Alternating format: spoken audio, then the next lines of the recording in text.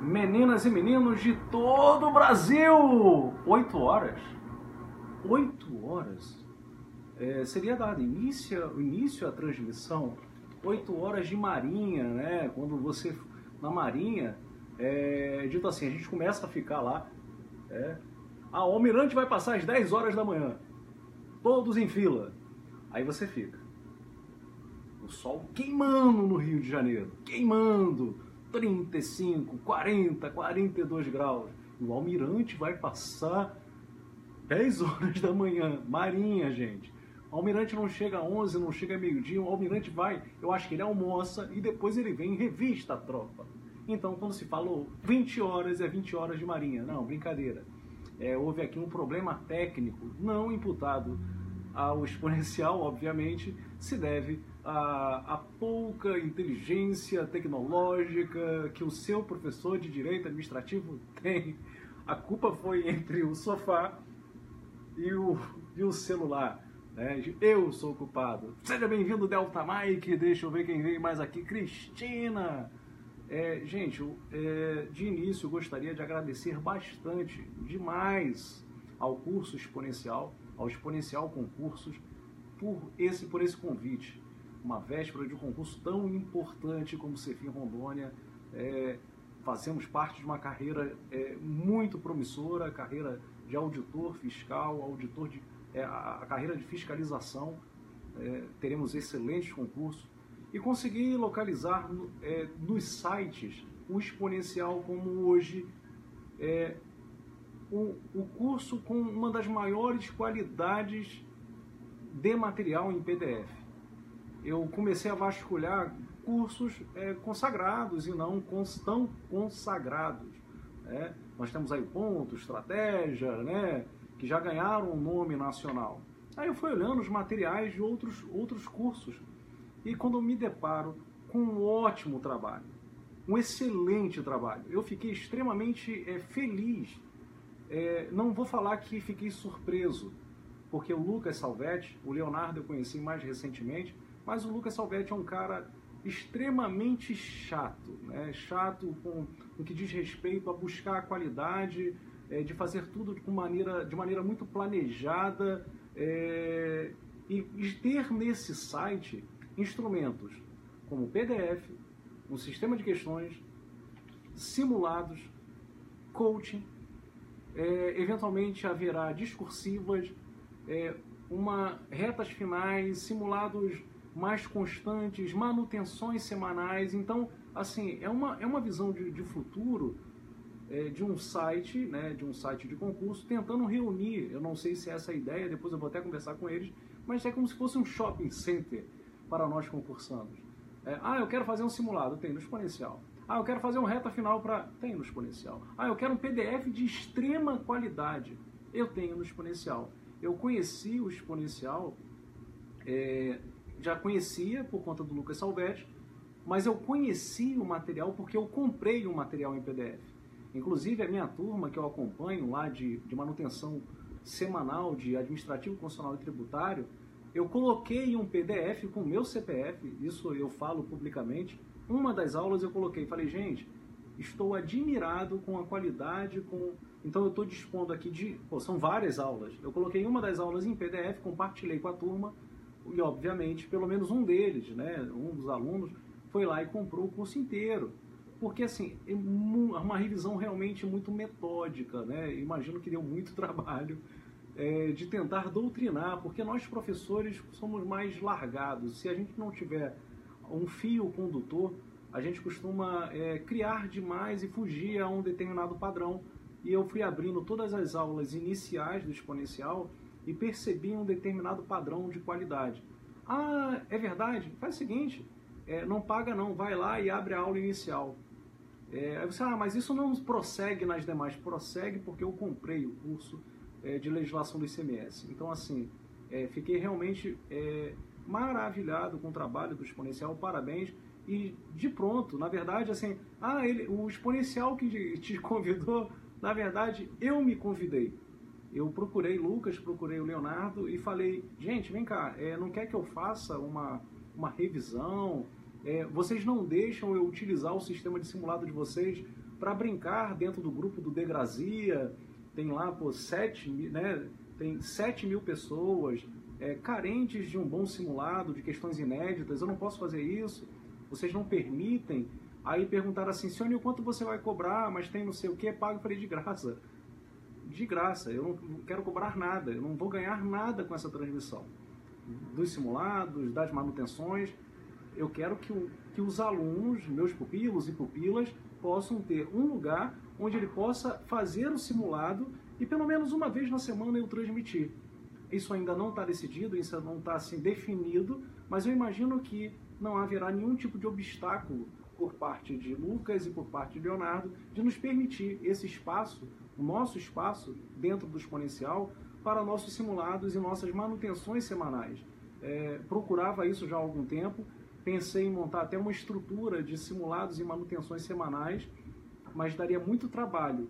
E eu sempre falo o seguinte, para que fazer a roda, né, se a roda já existe, já foi cromada e está em andamento? Então, se assim permitirem, teremos nossos simulados com questões inéditas, de administrativo, constitucional, tributário, todas aquelas disciplinas que eu tenho uma certa facilidade.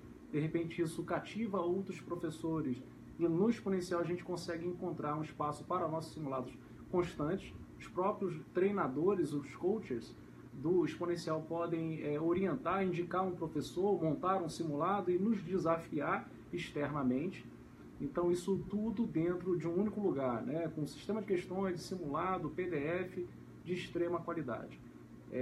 Então eu espero ter encontrado um lugarzinho ali dentro desse curso para a gente poder fazer um excelente trabalho. Leonardo, inclusive, confirma, semana que vem teremos nosso simulado. Obrigado, Leonardo.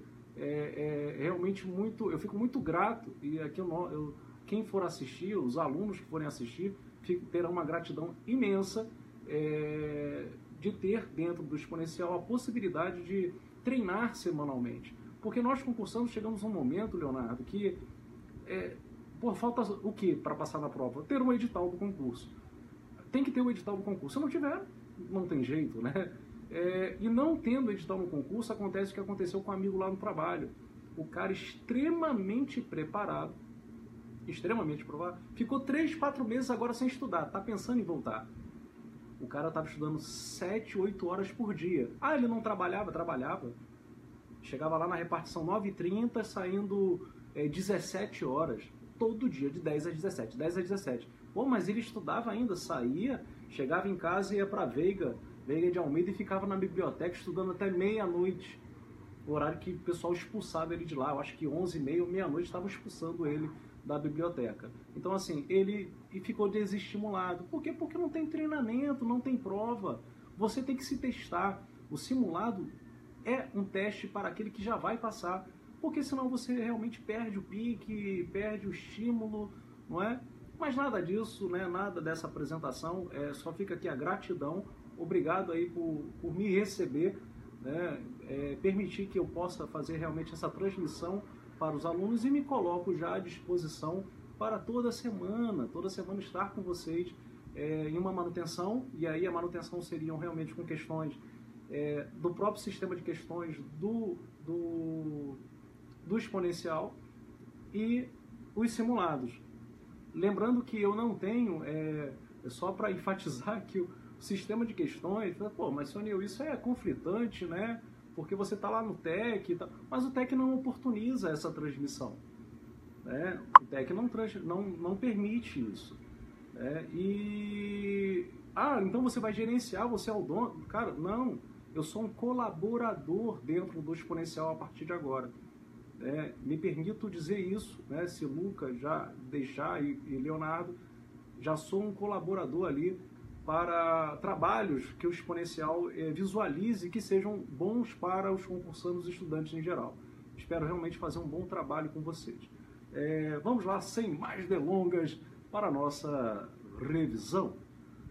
Selecionei aqui 50 tópicos. 50 tópicos. Já perdemos aí 15 minutos, na verdade ganhamos. Nenhuma transmissão ela é iniciada a 8 horas. Gente, isso é internacional. Quando você marca 8, você deve iniciar 8h15, porque você fica 15 minutos falando de coisas diversas para que vocês se aproximem, se acheguem, aconcheguem em seus respectivos assentos. Professor, se der para falar um pouquinho mais alto. Igor, tá me ouvindo agora, Igor? Diz aí, alô, som, alô. Hoje eu troquei, deu um problema no meu celular, Igor. No dia de ontem, eu não consegui terminar a transmissão, concluir. Aí eu fui trocar a tela e eu percebi que Perfeito agora? Eu percebi que o som tá muito ruim. Até liguei já para a pessoa que trocou a tela do telefone. Eu não estou escutando direito. Mas vamos lá. Agora parece que chegou o som. Vou falar um pouquinho mais alto, estilo Luciano, né? O Zezé de Camargo, o cara canta e sobe isso aqui, ó. Vamos lá. Quando digo que deixei de te amar. Vamos lá. Primeiro item. O primeiro tópico, fui por tópico do edital. Primeiro tópico do edital, conceitos e fontes do direito administrativo. A sua banca FGV, eu não vou falar que ela é uma banca previsível. Ela não é uma banca previsível. Ela é uma caixa de surpresas, de Pandora, na verdade. Ora, provas elegantes, né, que você provas fazíveis, e ora, provas alienígenas, de ingresso para a NASA. Né? São 40 vagas e passam 4, passam 5, né? E às vezes são 50 vagas e passam 300. Isso ocorreu no passado. De 2014 para cá, isso nunca mais aconteceu. Então vamos lá. Primeiro tópico, conceito e fontes. Primeiro item, critério da administração pública e seus aspectos. Existem vários critérios para você definir o direito administrativo. Direito administrativo como um ramo do direito público, responsável, né, pela regência da administração pública. E dos critérios, o que mais cai em prova, aquele que vai cair em prova, aquele que a FGV adora, idolatra, mais carinhosamente tratado pela FGV, é o critério da administração pública. A administração pública, quando a gente pensa em administração pública, você deve visualizá-la em seu sentido amplo. Ora, a administração pública desempenha uma atividade política discricionária, que é a atividade de governo. Ora, a administração pública se desincumbe, né, executa, realiza atividades mais comezinhas, mais técnicas, mais secundárias, por assim dizer, mais neutras, mais vinculadas. Então, a administração pública, ela é, ora, política, ora, mais executiva, ora, aquela mais que desenha os destinos da nação, que suja a mão de tinta, né, porque escreve o destino da nação, e ora somos nós que ficamos suados por executar aquilo que alguém desenhou. Então, a administração pública, em seu sentido lato, em seu sentido amplo, envolve as funções políticas e as funções administrativas, os órgãos políticos e os órgãos administrativos. Mas o órgão é um aspecto subjetivo, né? É quem executa, o órgão, a pessoa, e a FGV adora os sinônimos para o aspecto orgânico. Orgânico é órgão, então não vai cair em prova. Vai cair em prova formal ou subjetivo. Então, o aspecto subjetivo, orgânico ou formal, refere-se às pessoas, aos órgãos, aos agentes, àqueles que desempenham a função pública. A função é funcional, a função é conteúdo, a função é matéria. Entra em cena o segundo aspecto do critério da administração pública, que é a função, o aspecto objetivo, material, funcional. Então perceba que pelo critério da administração pública há uma conjugação do aspecto subjetivo com o objetivo. O subjetivo é quem realiza, o objetivo é a matéria realizada. O subjetivo é chamado de orgânico formal e o objetivo chamado de funcional material. Pronto. Esse era o recado para o item 1. Item 2. Tratados internacionais e regulamento enquanto fontes e características da jurisprudência no Brasil. Travou? Mariana Marinho. Aqui para mim tá tranquila. Gente, responde aí. Travou para mais alguém? Diz aí. Tratados internacionais e regulamento enquanto fontes e características da jurisprudência. Aqui também, gente, aqui para mim tá normal, está tudo bom.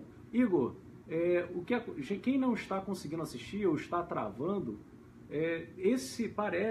eu ouvi dizer que vai ficar no YouTube essa transmissão. Imagino que quando trava para você, embora, como não está travando para mim, essa transmissão fica corrente. Vamos lá, Delta, vamos lá, Fernando, vamos lá, Maciel Lemos, Rock, Valkyrie acaba de chegar.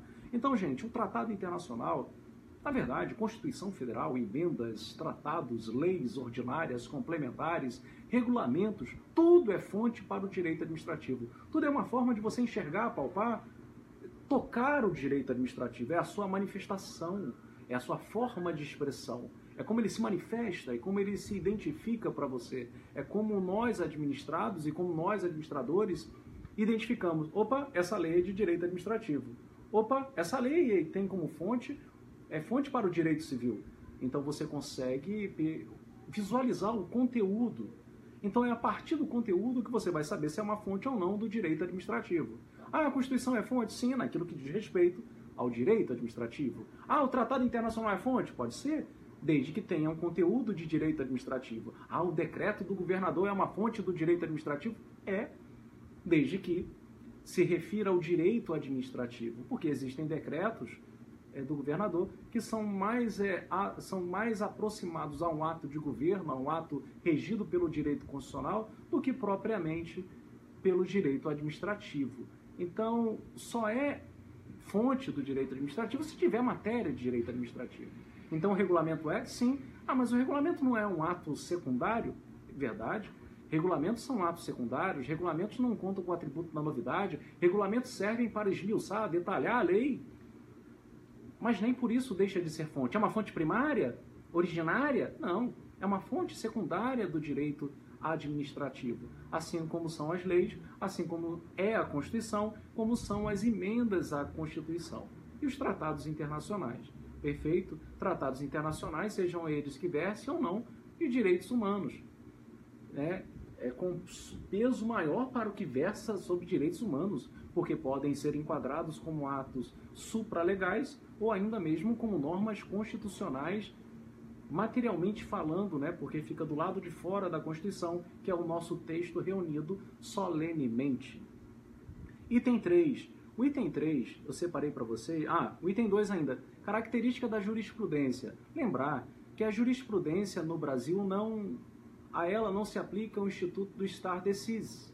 O stare decisis, lá do sistema anglo-saxão, impõe que a jurisprudência, esse conjunto de decisões reiteradas, sejam elas advindas de um órgão do Poder Judiciário, sejam elas produzidas por um órgão administrativo contencioso, convergentes, em mesmo caminho, uma mesma trilha, essa jurisprudência não conta lá no sistema anglo-saxão com força vinculante, obrigatória, cogente. No Brasil isso não ocorre ordinariamente, primariamente, de regra. É só por exceção. Então, no Brasil, como regra, a jurisprudência é destituída do caráter vinculante. Item 3. Dualidade de jurisdição e o emprego no Brasil. O que é dualidade? Dualidade é 2. Unicidade é 1. Então, no Brasil, eu tenho 2 jurisdições ou vigora a jurisdição una ou única. No sistema francês, exatamente de onde o direito administrativo mais capturou as contribuições foram extraídas do direito francês, o mais cheiroso dos direitos. Ô Nilson, tá baixo. Deixa eu tentar aproximar aqui, deixa eu ver o que está acontecendo.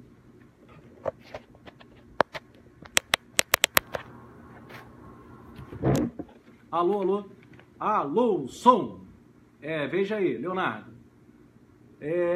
Dos direitos, o direito francês. O direito francês foi aquele que contribuiu mais decisivamente para a construção do nosso direito administrativo.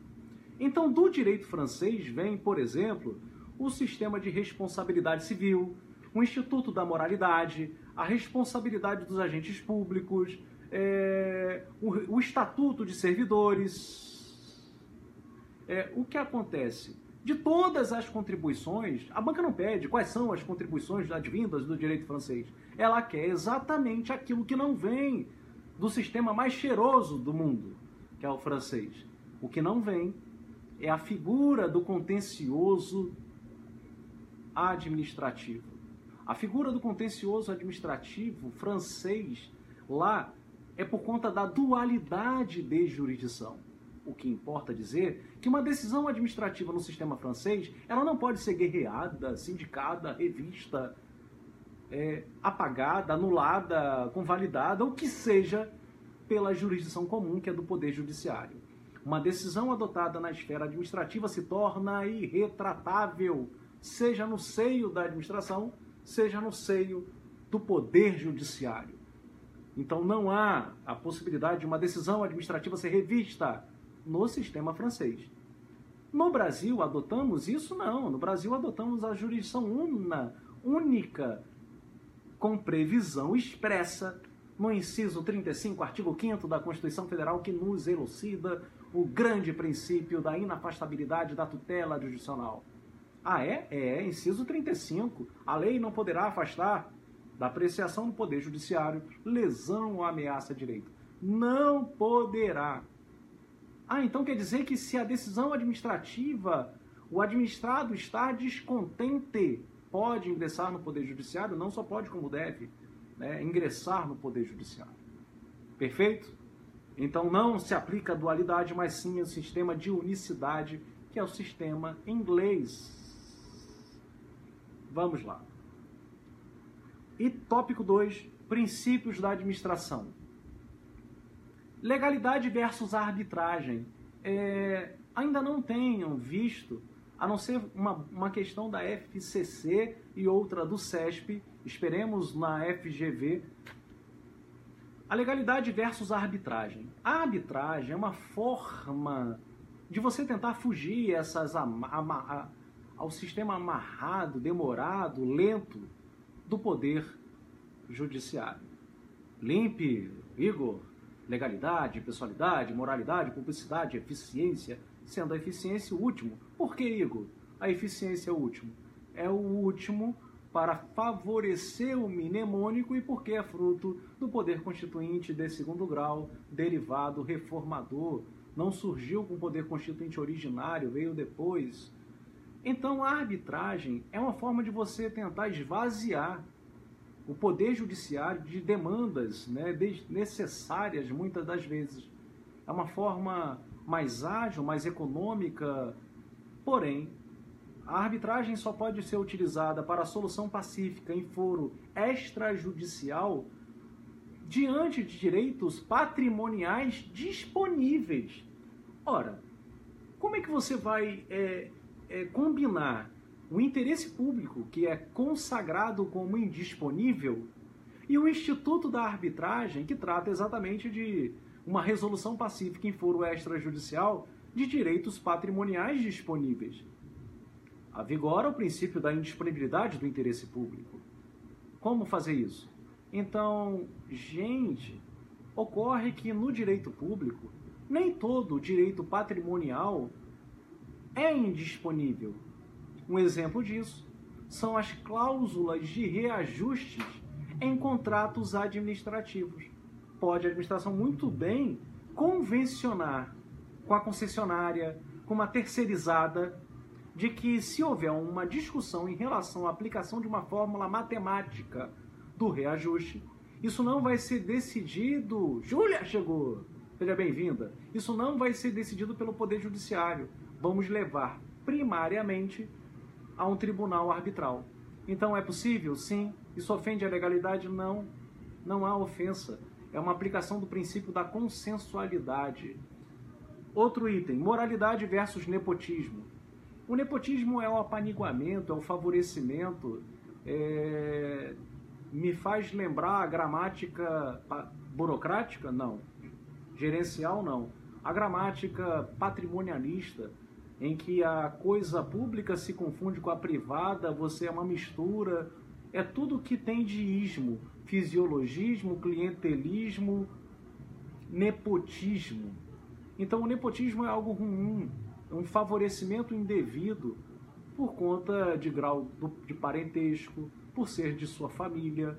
Então quer dizer, a súmula vinculante 13 do STF, independentemente da existência de uma lei, porque tem como aplicação autônoma o princípio da moralidade, veda veda que o agente público, a autoridade competente, nomeie seu cônjuge, companheiro ou parentes até o 3º grau. É uma consagração,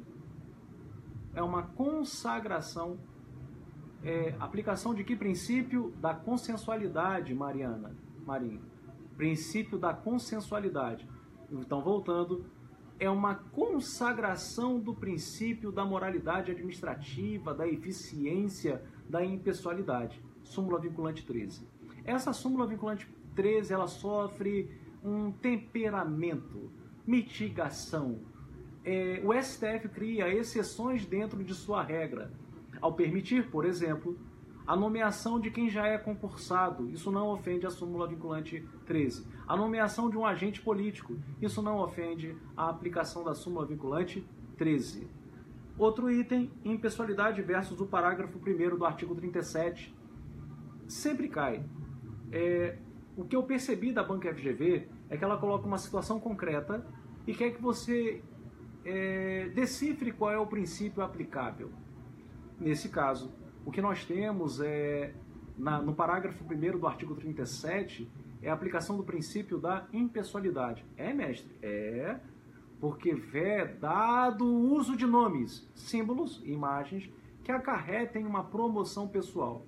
Então não pode o gestor público, principalmente utilizando de recursos públicos, sobretudo com o uso de recursos públicos, fazer publicidade institucional citando mais o seu nome, se vangloriando, citando sua história, sua carreira, suas pretensões políticas futuras, sem que conte sobre, na verdade, os fatos.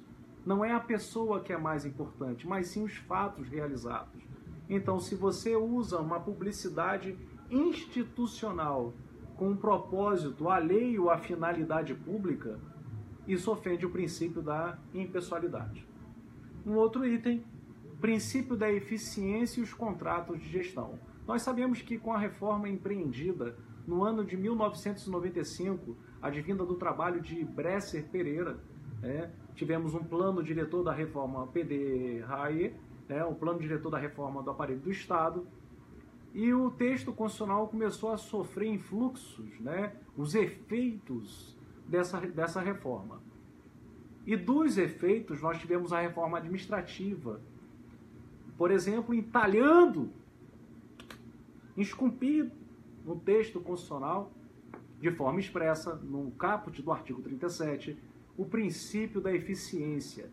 Princípio da eficiência empregado para toda a administração pública. Já tínhamos, por exemplo, o princípio da economicidade, lá no artigo 70 da Constituição Federal, na parte de controle patrimonial, fiscal, e tivemos aí de forma expressa o princípio da eficiência, mas isso por si só não é suficiente. O texto constitucional começou a ser recheado de aplicações práticas do princípio da eficiência, como, por exemplo, escolas de governo para treinar seus servidores, como, por exemplo, a avaliação periódica de desempenho nos termos de lei complementar, que é uma norma de eficácia limitada. Por exemplo, o prêmio de produtividade. Por exemplo, para se adquirir a estabilidade, você precisa de uma avaliação final, antes de cumprir o estágio probatório, diga-se passagem. E, por exemplo, os contratos de gestão. O parágrafo 8º do artigo 37 não fala contrato de gestão, também não fala acordo programa, mas toda a literatura diz que nesse contrato não é um contrato administrativo, porque os interesses buscados, almejados, visados, não são opostos, são interesses recíprocos, paralelos, que caminham lado a lado.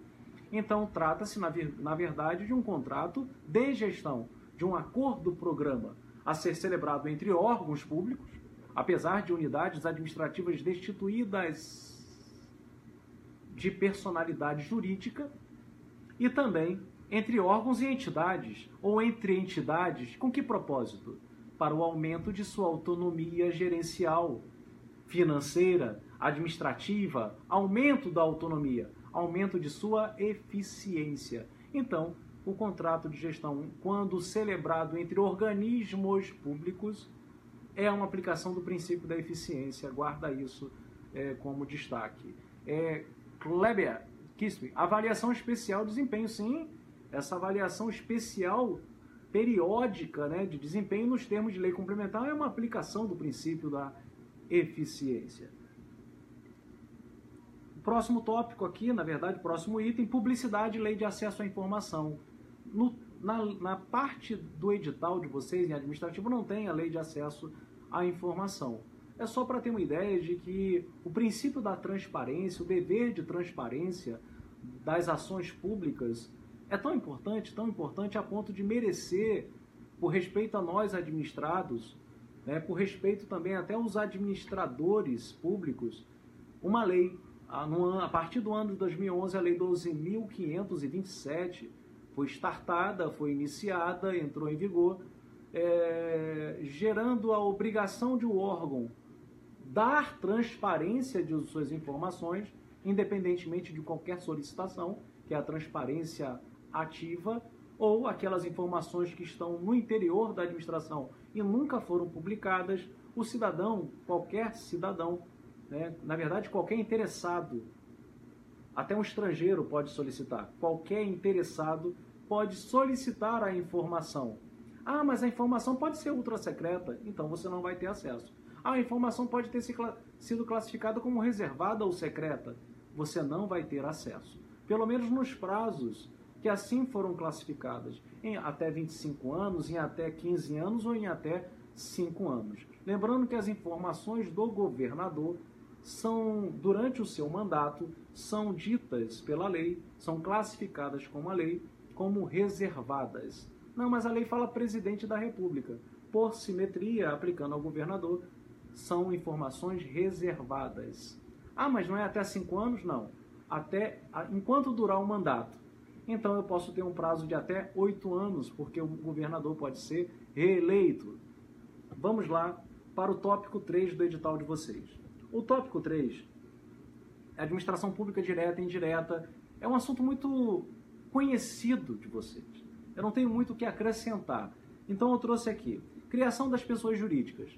Lembrar que a pessoa jurídica de direito público, a lei específica cria diretamente, podendo ser até criada por medida provisória, entende o STF.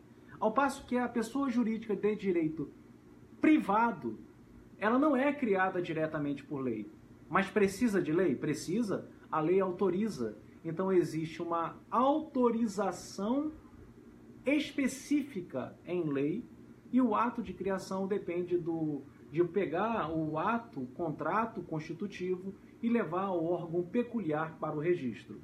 Então, como qualquer outro particular, o surgimento da personalidade jurídica das pessoas do Estado de direito privado vai surgir com o registro, não é com a lei. O outro item é a criação das subsidiárias.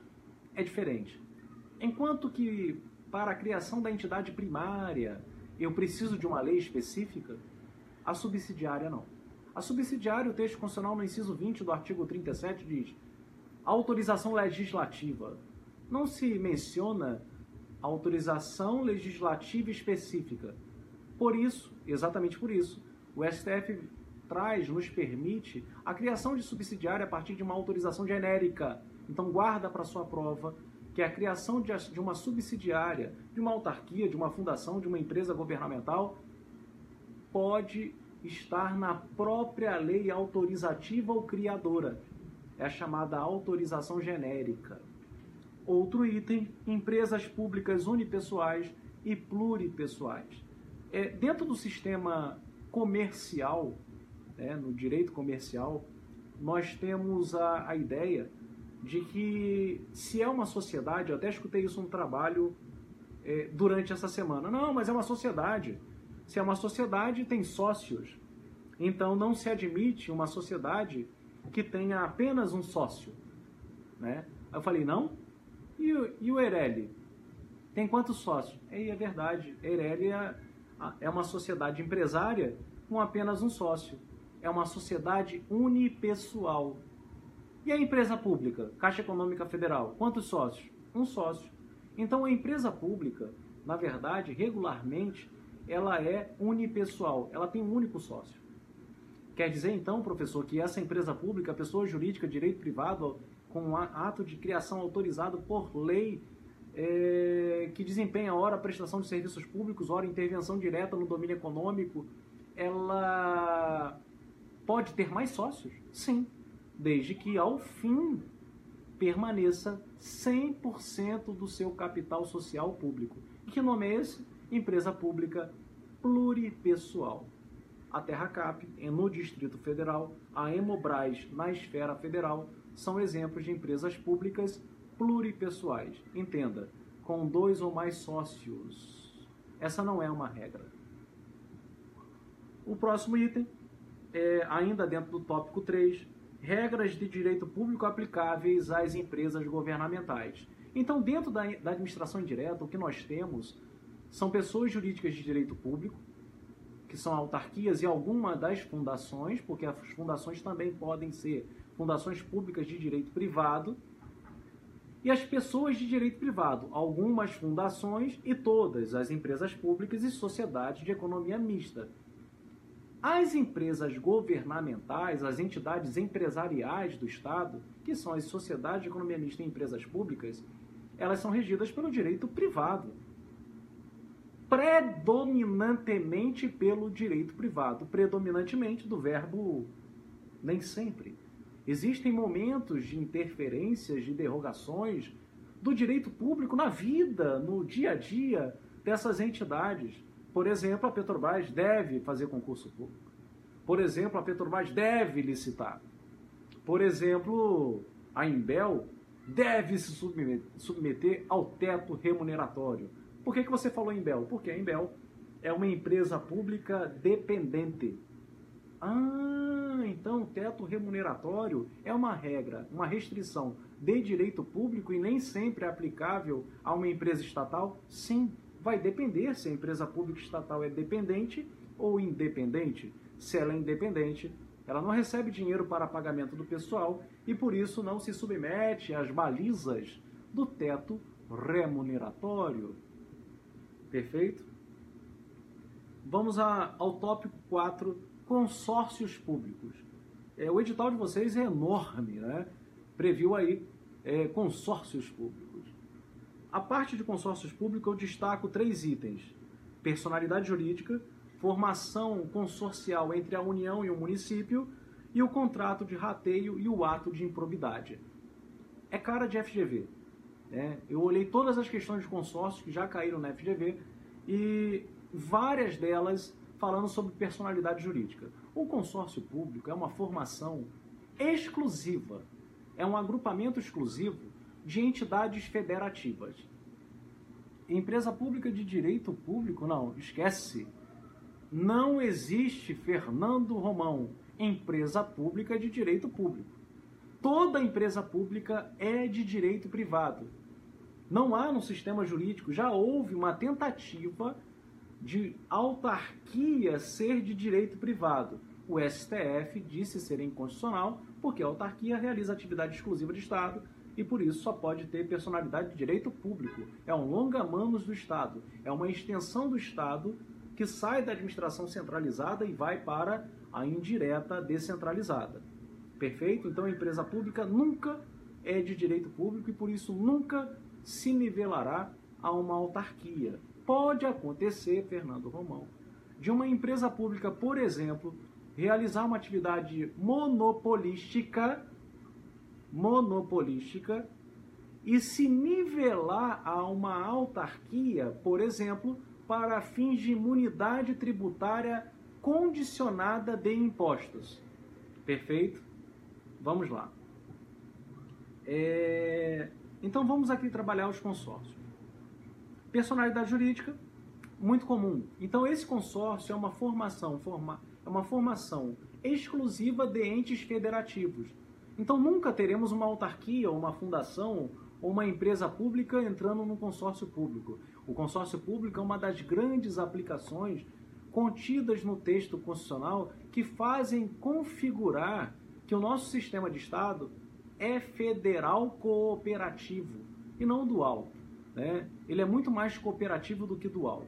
Ele não é algo que separa de forma estanque as competências, de forma horizontal. Existe uma repartição vertical e essa repartição vertical é uma característica do federalismo cooperativo, os consórcios e o artigo 23, lá na parte final, que diz que haverá uma cooperação dos entes federados.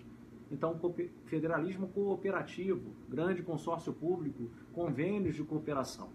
Então, vamos lá. A personalidade jurídica que pode ser dada dessa formação pode ser de direito público ou de direito privado. E aí vem a grande questão da FGV. Quando o consórcio público é de direito, trabalho na CAERT, né, empresa pública, ator de abastecimento de água, temos imunidade tributária. Perfeito. Maria Manuela Vilar traz aí um excelente exemplo, inclusive de uma decisão do STF, não é isso, Maria? Em que o STF reconhece esse item. Vamos lá. Personalidade jurídica, hora de direito público, hora de direito privado. Quando o consórcio é de direito público, ele é uma associação pública. E nesse momento, nos termos da lei do consórcio, integrará a administração indireta de todos os entes consorciados. Guarda isso. Então, o consórcio público, ora é uma associação pública, integrando a administração indireta de todos os entes consorciados, ora de direito privado. Quanto à formação entre a União e o município, isso nunca vai ser possível, a não ser que o Estado do município participe.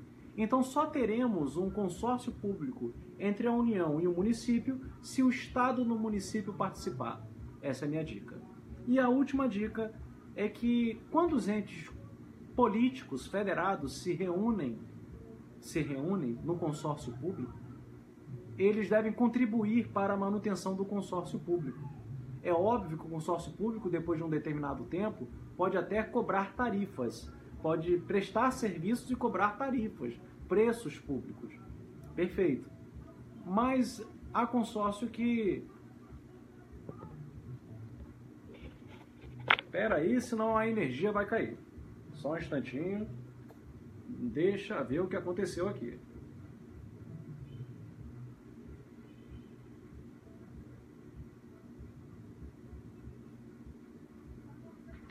Peraí. Eu deixei a tela fechada do computador com a energia e eu acho que dá ruim. Peraí.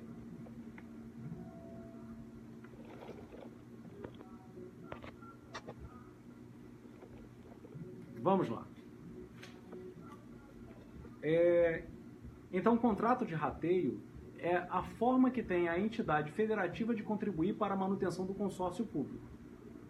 E quando o ente público, né, o ente federado, deixa de dar o dinheiro no contrato de rateio, isso pode configurar improbidade administrativa. Delta, não entendi a parte que os consórcios são constituídos por entes federados e ainda assim podem ser pessoas de direito privado. Delta, acompanha comigo. Eles se reúnem. Mas quem é que vai administrar o dinheiro? Da União, do Estado e do município, por exemplo. Quem é? É a União? É o Estado? É o município? Não. Vamos fazer o seguinte, Delta. Vamos unir dinheiro, eu e você? Beleza, senhor Nil. Vamos abrir um curso exponencial concurso? Vamos. O exponencial concurso tem uma personalidade jurídica, Delta. Não é a minha, não é a sua. É uma terceira personalidade. Então, assim, cria-se uma pessoa jurídica para fazer as vezes da União, do Estado e do município. Ainda que de direito privado, ainda que de direito público. Então, é como o dinheiro vai ser gerenciado. Então, foi uma escolha política se criar uma pessoa jurídica para administrar os recursos das entidades federativas. Perfeito? Vamos lá. Então, se não há uma contribuição no contrato de rateio, haverá ato de improbidade administrativa. Paola, agora você entendeu? Paola, vamos fazer o seguinte, me dá 50 reais aí. Eu vou te dar 50 reais. Para quê, senhor Nil? Vamos montar um curso de simulados. Tá, mas como que a gente vai administrar? Não, vamos abrir uma pessoa e a contabilidade fica lá. Ela gerencia isso pra gente. Então, é como vai ser gerenciado. É como se a União, o Estado, entregasse dinheiro para um fundo, administra o nosso dinheiro aí. O fundo tem uma outra, né, uma outra personalidade. Fundo não tem personalidade, é uma outra personalidade. Perfeito? Vamos lá. Vamos ao tópico 5, terceiro setor. Ato de qualificação de OS e OCIP. Isso é muito comum ser cobrado na prova da FGV. A organização social e OCIP são entidades privadas sem fins lucrativos situadas no terceiro setor e qualificadas, chamadas de entidades paraestatais. Essas pessoas, elas podem celebrar acordos com o Estado e receber dinheiro público. OS celebra contrato de gestão, OCIP celebra termo de parceria. A OS vai ser qualificada mediante decreto, a OCIP vai ser qualificada mediante portaria. O ato de qualificação de uma OCIP é regrado, é vinculado, e o ato de qualificação de uma OS é discricionário. Isso cai demais em prova. A confusão entra na hora de usar o instrumento, contrato de gestão e termo de parceria. Na verdade, não, José Pimentel. Não há uma confusão, porque se é OS, ela nunca vai celebrar termo de parceria. Se é OCIP, ela nunca vai celebrar contrato de gestão. O termo de cooperação e o termo de fomento, José Pimentel, eles foram trazidos pela Lei 13.019 de 2014 e termo de cooperação e termo de fomento nunca vão ser celebrados com OS e OCIP. Por quê? A elas não se aplica a lei. Não se aplica ao OCIP aquela lei. Não se aplica ao OS aquela lei. A lei, ela fala assim, aos contratos de gestão com o OS, aos termos de parceria com o OCIP, as diretrizes dessa lei são inaplicáveis. Vamos lá. Item 12, dentro do tópico 5. Quem não pode ser qualificado como OCIP e o prazo de funcionamento da OCIP? Gente, houve uma importante mudança na lei da OCIP, que é a Lei 9.790, que diz o seguinte, até por uma questão de moralidade administrativa. Só poderá ser qualificada como OCIP a entidade privada sem fins lucrativos que demonstre um funcionamento mínimo de 3 anos. Porque o que acontecia? Não vou nem dizer. Eu não vou nem falar publicamente o que acontecia. A pessoa é eleita e não sai, tem que dar dinheiro. Não, vou falar. Cria uma entidade, fantasma. Não vou falar. Então a lei, por uma questão de moralidade administrativa, diz o seguinte: quer ser qualificada? Demonstre o funcionamento mínimo por 3 anos. Então, um requisito necessário, temporal necessário. Além disso, determinadas entidades, pessoas, não podem ser qualificadas como OCIP. Por exemplo, fundações públicas. Por exemplo, organização social. Por exemplo, sociedades comerciais. Por exemplo, sindicatos, partidos políticos, cooperativas. Então, isso vai cair na sua prova. Quem não pode ser OCIP?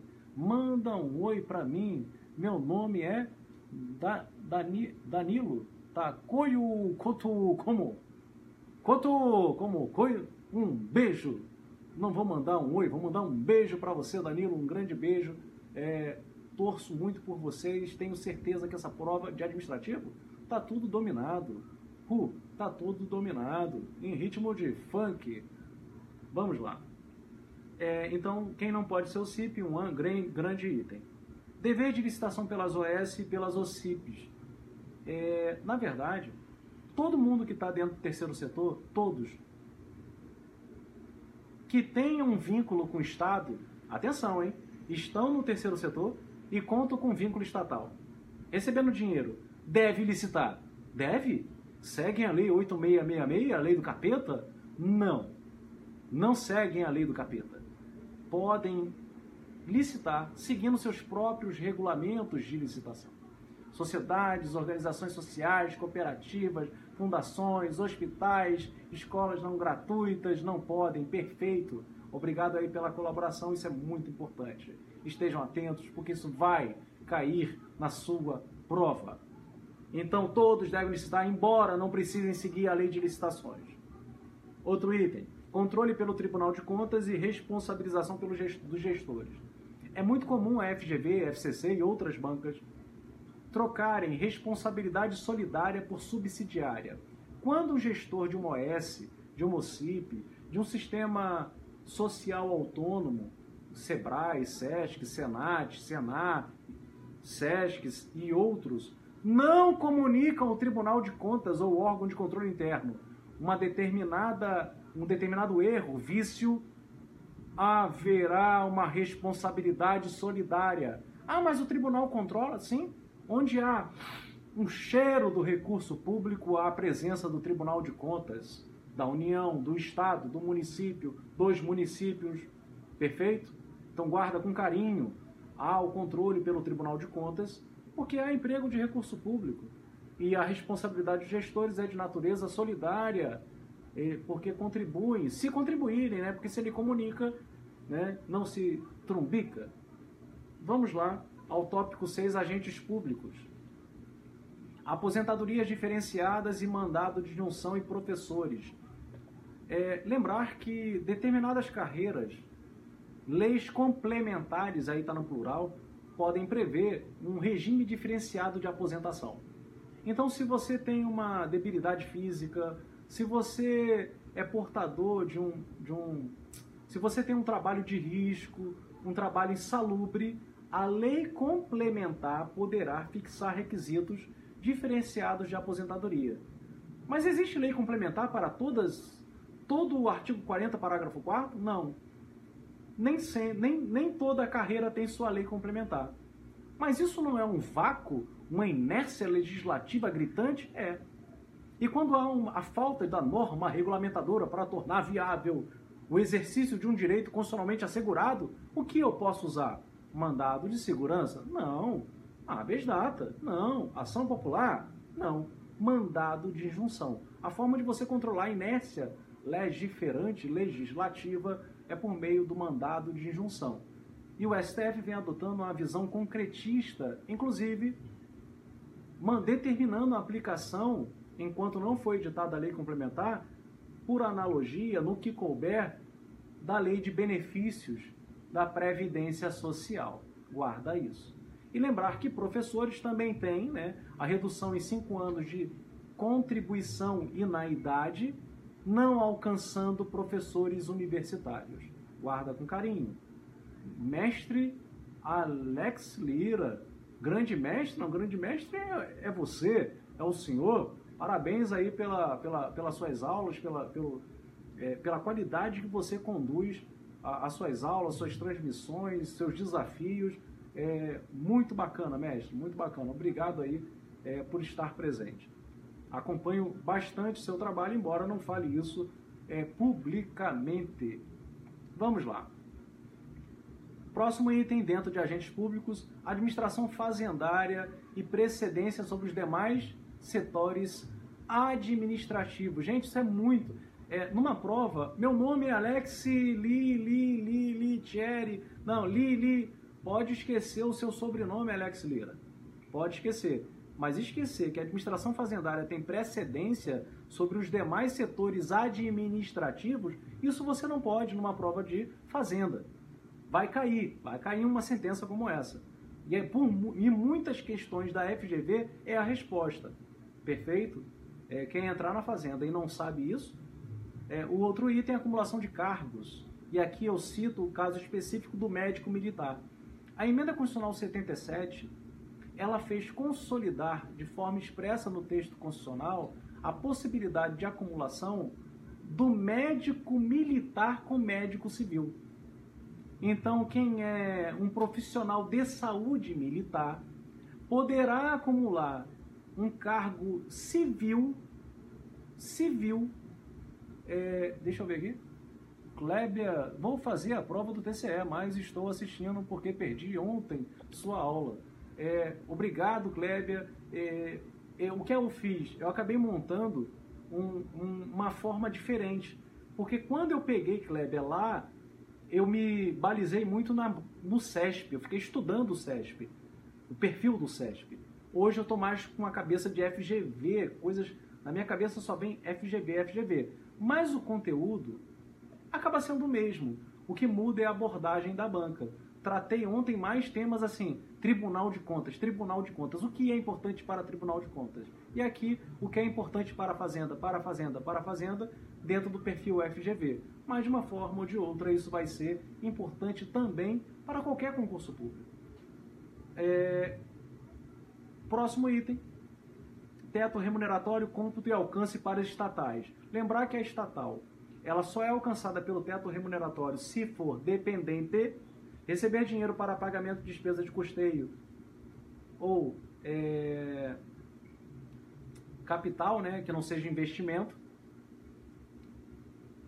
E o cômputo, há uma decisão muito bacana, muito interessante do STF, que diz o seguinte: como é que você computa o teto remuneratório? Eu sou professor e auditor fiscal.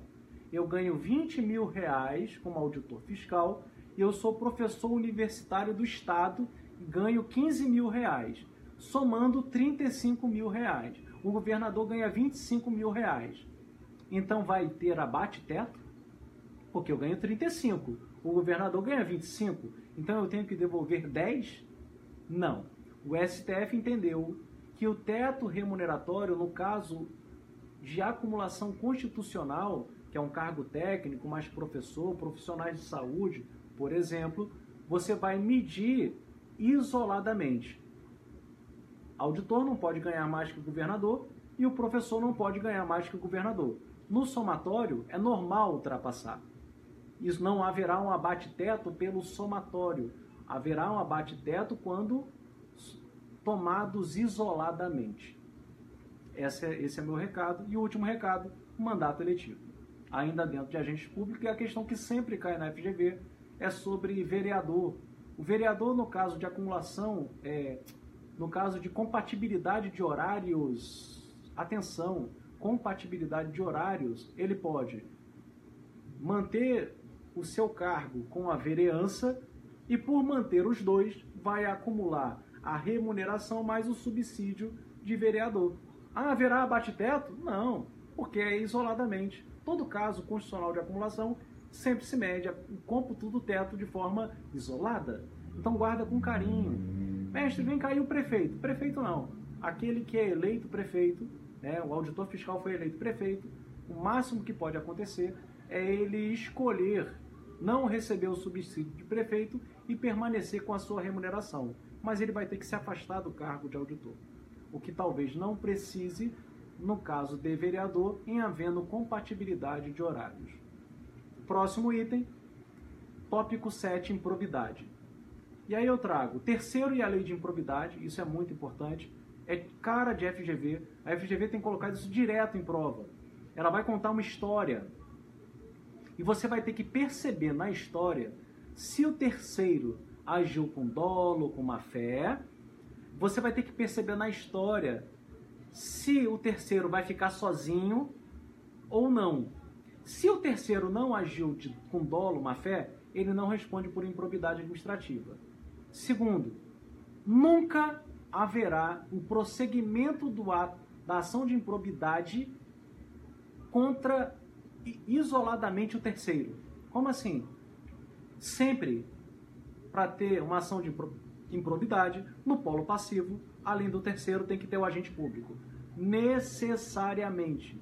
Se não houver um agente público, não há ação de improbidade administrativa contra terceiro. Tem que ter o agente público mais o terceiro. Nunca isoladamente o terceiro. Guarda, vai cair na sua prova. O terceiro responde em caso de dolo. Então vai... Cara, não tem como. Essa questão está na prova. Aí você vai visualizar. Ah, o terceiro agiu com dolo. Aí vai ter assim, ele não responde porque é terceiro. Ele poderia responder isoladamente. E a resposta vai ser, não, respondem agente terceiro, independentemente de ser terceiro, vai responder em comunhão com o agente público. Ah, mas é o governador, é agente político. Pouco importa. O STJ permite também a improbidade contra governador, embora seja um agente político. Consequências para as tipologias, isso é muito comum cair na prova da FGV, tá? Existem 3 tipologias: enriquecimento ilícito, prejuízo ao erário e ferir princípios. Qual é sem gravidade? Não tem, todos são graves. Tem o menos grave, que é ferimento a princípios, o médio grave, que é prejuízo ao erário, e o mais grave, que é enriquecimento ilícito. E aí vem as consequências. As consequências constitucionais são perda da função pública, suspensão dos direitos políticos, talvez ressarcimento ao erário e indisponibilidade dos bens, talvez, e eventual ação penal. Lembrando que improbidade administrativa não é crime. Isso cai muito na FGV. Não é crime. É uma ação civil política. É de natureza civil, com eventuais repercussões no mundo administrativo por conta da perda da função pública, talvez com repercussões penais, por muitas das vezes capitular como crime contra a administração pública. E essas tipologias, o artigo 12 vem trazendo gradações. Por exemplo, suspensão dos direitos políticos de 8 a 10 para enriquecimento, de 5 a 8 para prejuízo ao erário, de 3 a 5 para ferir princípios, multa civil, o que não está no texto constitucional e só na lei de improbidade, que é a lei 8429. Até 3 vezes para enriquecimento ilícito, até 2 vezes o prejuízo ao erário, até 100 vezes o valor da remuneração do agente público. Perfeito? Então guarda isso com carinho. E há uma outra consequência que sofre também gradação, que é a proibição para ser contratado pela administração. 10 anos, no caso de enriquecimento ilícito, 5 anos no caso de prejuízo erário, 3 anos sem poder ser contratado no caso de ferir princípios da administração. Possível cobrar improbidade, referência a benefícios fiscais, acho que ela começou a valer este ano. Fernando Romão, mais uma vez, Romão. Romão, importantíssima observação, especialmente nos concursos para o município.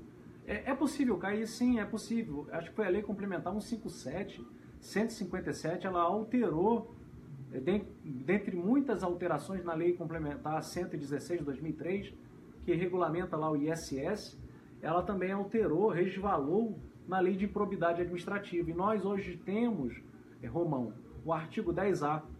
O artigo 10A diz ser improbidade administrativa que provoca prejuízo ao erário você conceder benefício, ainda que reduzindo a alíquota aquém dos 2% do ISS. Isso é improbidade administrativa de quem? Pode ser até do prefeito, gente, agente político, olha aí. Não é verdade? Boa noite. Manaus na área. Antônia Ricardo, seja bem-vinda. Seja bem-vinda. Um beijo aí pro pessoal de Manaus. Grande abraço. Com carinho, muito calor, muita umidade, não é verdade? Manaus tem esse calor úmido. Estive aí em Belém, Jesus. Todo dia chovia, aquele mormaço. Mas já acostumado com o calor do Rio, me adaptei super bem à terra belenense. Vamos lá.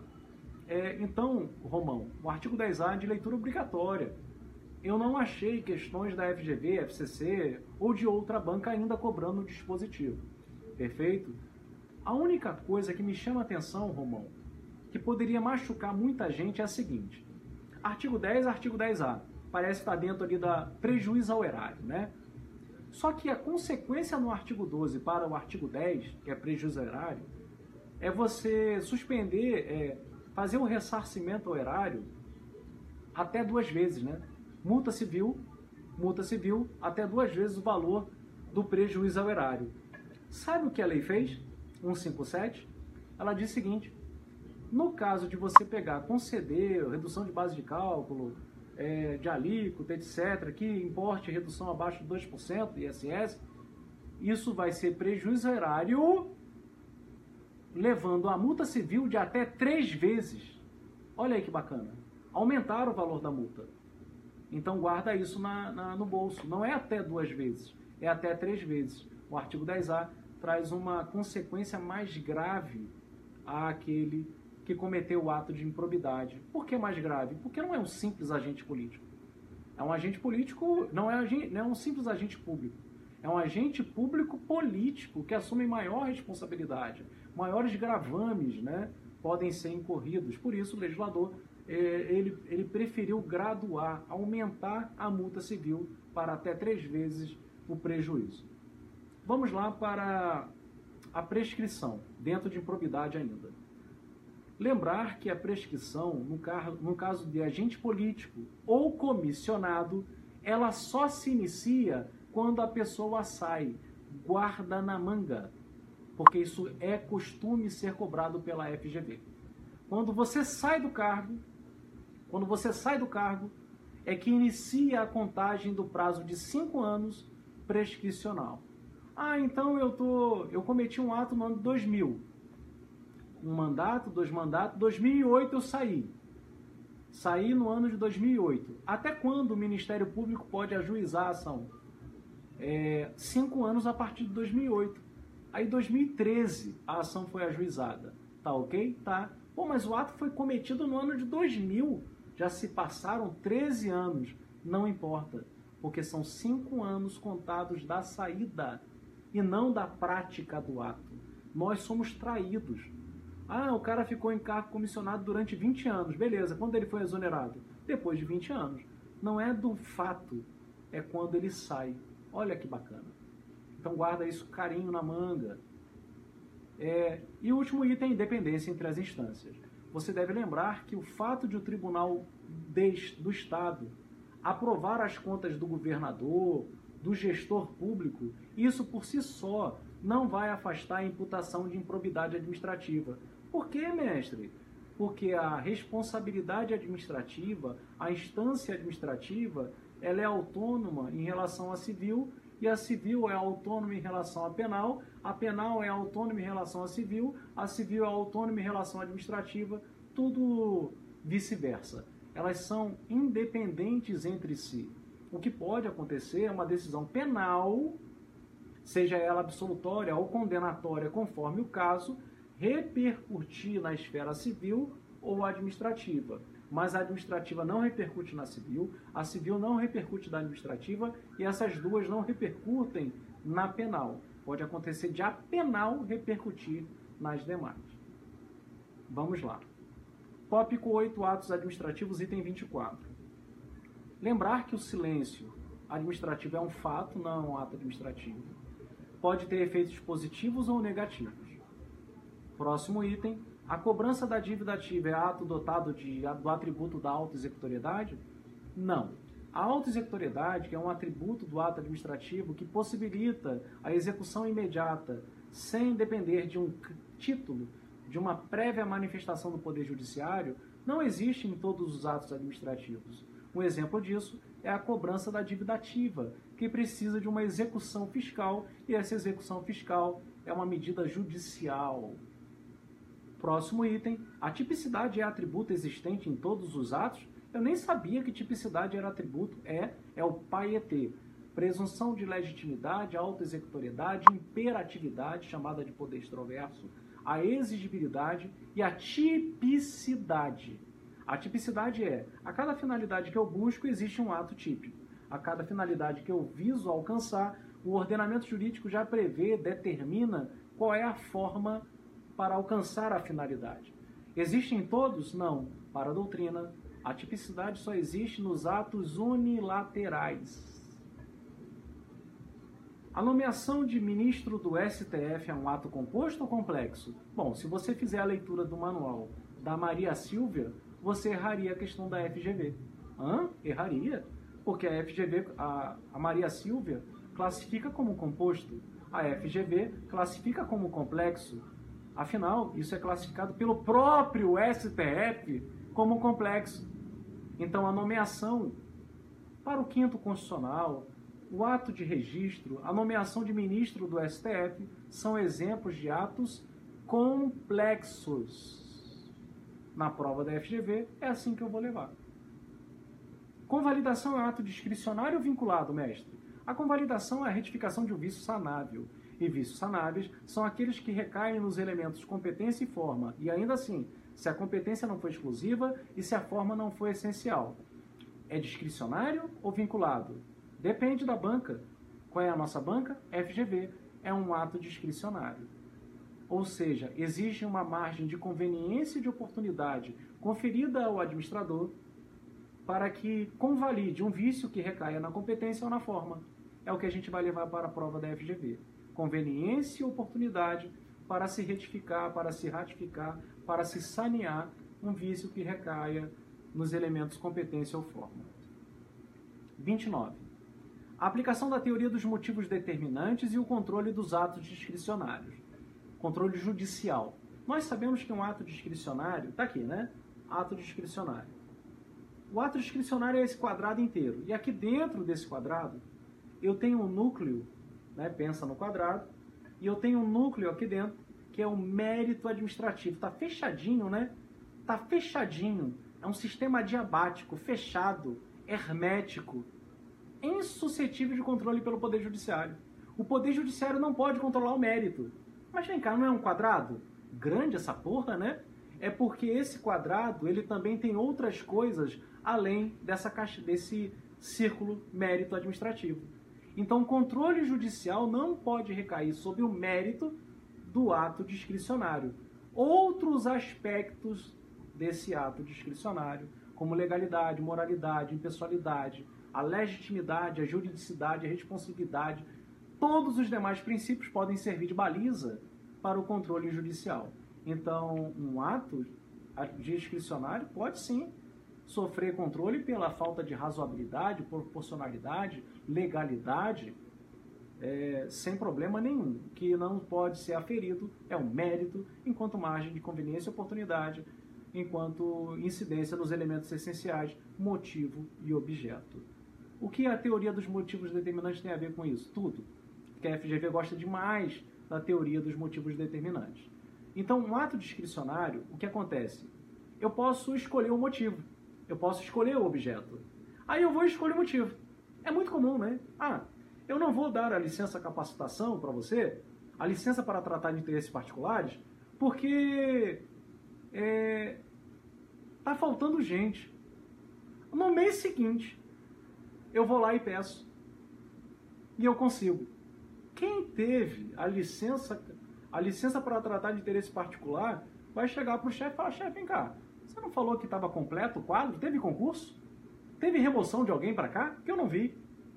Aquele motivo que você falou no mês passado, chefe, aquele motivo não existe, porque você deu a licença para o senhor Nil.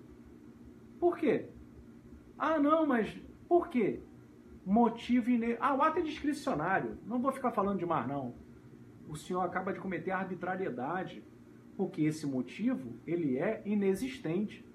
Embora o ato discricionário, muitas das vezes, dispense a motivação, ou mesmo exija, né, o senhor tem que se prender aos elementos fáticos, reais, de pressuposto de fato, sob pena de inexistência ou inadequação. E inexistência e inadequação são vícios. Então, pela teoria dos motivos determinantes, ainda que o ato dispense a motivação, uma vez motivado, fica determinado, fica preso à veracidade daqueles fatos, sob pena de nulidade, seja por autotutela, né, que é a correção pela própria administração, seja por provocação perante o Poder Judiciário. Afinal, o Poder Judiciário só atua mediante demanda por provocação, sendo retirado da inércia. Vamos ao tópico 9, poderes da administração. Poder disciplinar, alcance e a diferença em relação ao poder disciplinar, poder de polícia e poder criminal. O poder disciplinar, o alcance dele é para o agente público, não é isso? Também. Cuidado. O poder disciplinar alcança também empresas. Empresas? Então vai alcançar a Coca-Cola? Não. Alcança empresas que tenham vínculo com o Estado. Por exemplo, aquela que faz a manutenção dos elevadores, aquela que faz a limpeza interna, aquela que cuida do secretariado da Fazenda. Então, as empresas terceirizadas que tenham vínculo com o Estado estão sujeitas ao poder disciplinar. Aí, se for um particular em geral? Não está. Aí é a incidência do poder de polícia, que é baseado numa supremacia geral e não numa supremacia especial. E esse poder criminal, punitivo, qual é a diferença? Tem a ver com a tipicidade. O poder criminal, lá no texto constitucional, né, não há crime sem uma lei prévia. Não, né? Então, assim, eu preciso de ter uma lei para definir o crime e não existe crime sem pena. Então, para todo crime tem uma pena. específica, adequada, cerrada. Agora, mas nem para toda infração administrativa teremos uma penalidade adequada. Então, falta o direito administrativo disciplinar a tipicidade adequada lá do direito punitivo criminal. Outro item, 31, poder regulamentar e edição de decretos autônomos e destaque para possível simetria. Lembrar que o poder regulamentar é aquele privativo do chefe do executivo federal, estadual, distrital, municipal. Edita decretos regulamentares, atos secundários. E o texto constitucional, a partir da emenda constitucional número 32 de 2001, emenda Bin Laden, foi editada em 11 de setembro de 2001, essa emenda, ela prevê, ela possibilita que o chefe do executivo federal expeça decretos independentes autônomos. São atos primários para organizar o funcionamento da administração federal, desde que não crie órgãos ou entidades, incremente despesa ou ainda extinção de cargos ou funções quando vagos. Decretos autônomos. E o que tem a ver a simetria com isso? É a possibilidade de governador estadual, o governador do estado, também expedir decreto autônomo. Ah, pode? Por simetria? Pode. Mas tem que alterar a Constituição do estado para assim permitir. Perfeito?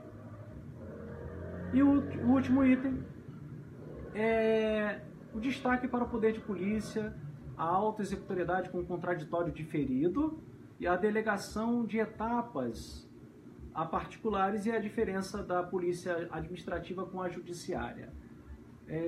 O que levar para a prova sobre lei complementar 68, regime de servidores. Então, José Pimentel, eu até li a lei, mas eu fiquei tão despreocupado, por quê? Eu não trouxe ela para vocês. Porque eu comecei a ler a lei e lembrei da 8.112. Então, todo concursando, pelo menos assim, eu imagino, que vai fazer essa prova, conhece a lei 8.112. Ela é muito semelhante. Ela não é semelhante, ela é muito semelhante. Eu ia lendo e lembrando. Existem pequenas diferenças. Por exemplo, a posse na esfera federal, ela não está dizendo que é prorrogável por 30 dias. A lei de vocês prevê a prorrogação da posse a pedido, e aceito, a critério da administração, por mais 30 dias. Então há nuances, há pequenas distinções. Eu não acredito que isso faça diferença na prova. Vai cair coisa que você já sabe. Tenho certeza absoluta disso. Vamos lá. O poder de polícia e a auto-executoriedade. O poder de polícia tem um atributo da auto-executoriedade que permite a execução direta sem depender de manifestação do poder judiciário. Só que a auto-executoriedade só existe nas situações de emergência ou quando a lei a prevê expressamente. Na situação de emergência pode ter auto-executoriedade, ainda que não tenha lei? Sim, ainda que não tenha lei.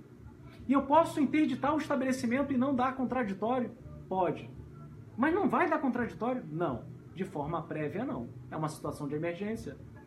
Você vai ter um contraditório diferido, um contraditório postergado. Perfeito? Delegação a particulares. É possível? Sim. O poder de polícia é um ciclo. Ordem, fiscalização, sanção, consentimento. O STJ e o STF permitem que dentro desse ciclo, não todo ele, porque poder de polícia não pode ser delegado, as etapas de fiscalização e consentimento sejam delegadas a particulares. Isso cai muito em prova. E a diferença da administrativa para a judiciária. Existem algumas, Uma é mais preventiva, a outra é assim. A administrativa é mais preventiva, a judiciária é mais repressiva. A administrativa, qualquer pessoa de direito público. A judiciária, só por corporações específicas. A administrativa gera uma sanção administrativa. A judiciária ela é regulada pelo Código Penal e o Código de Processo Penal. A administrativa incide sobre coisas, sobre bens, sobre atividades. A judiciária incide sobre pessoas. Qual a diferença da lei entrar em exercício 30 e não 15? Na verdade, a lei fala 15 dias para entrar em exercício.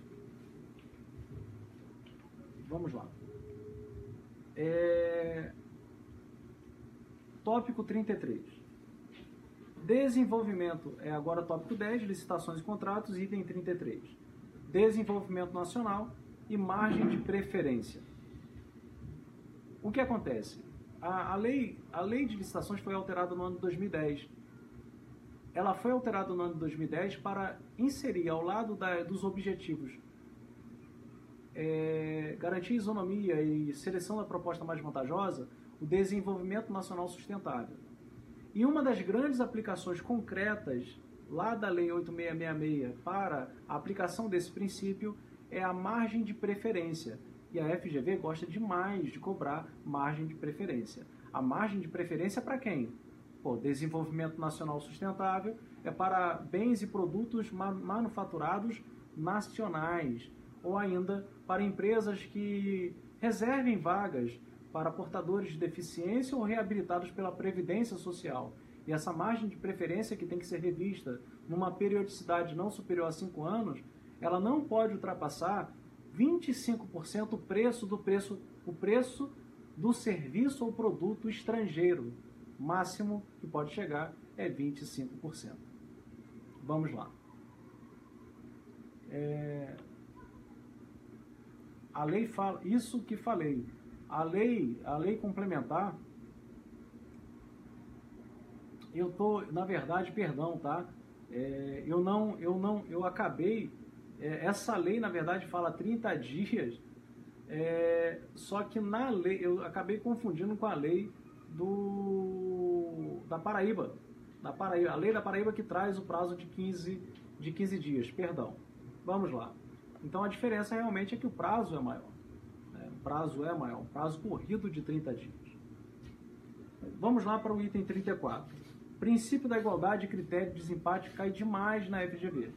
Quando há empate, em condições, iguais condições, você tem que ter um critério para desempatar. Um critério isonômico previsto no parágrafo 2º do artigo 3º da lei. Primeiro, os produtos produzidos no cenário nacional. Depois, empresas brasileiras. Terceiro, desenvolvimento tecnológico.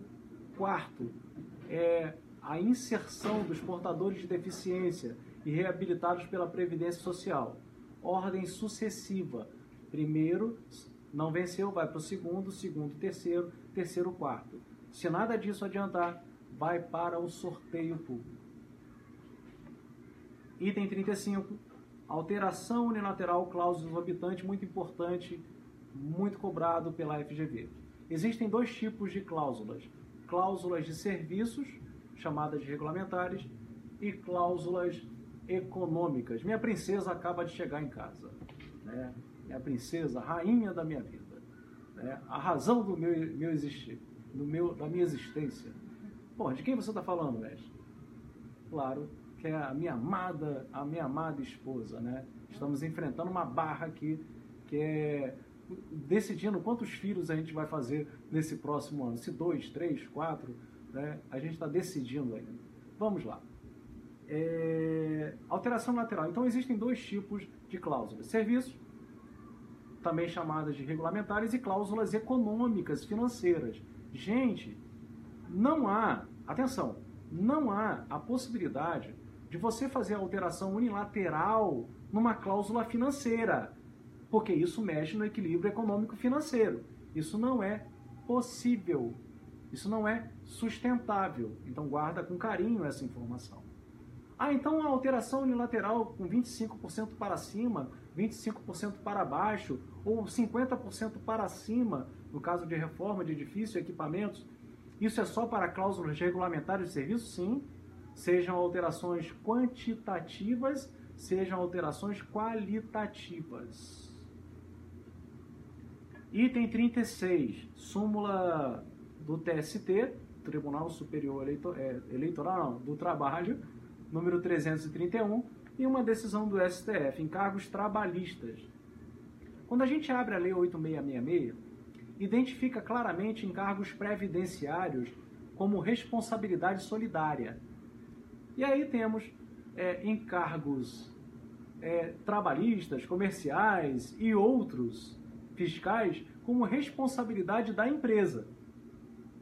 Não há nenhum tipo de responsabilidade na Lei 8666, por exemplo, subsidiária. Não há.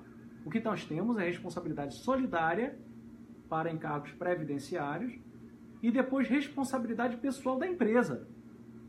Não se fala, não se menciona expressamente responsabilidade subsidiária do Estado. Não há isso.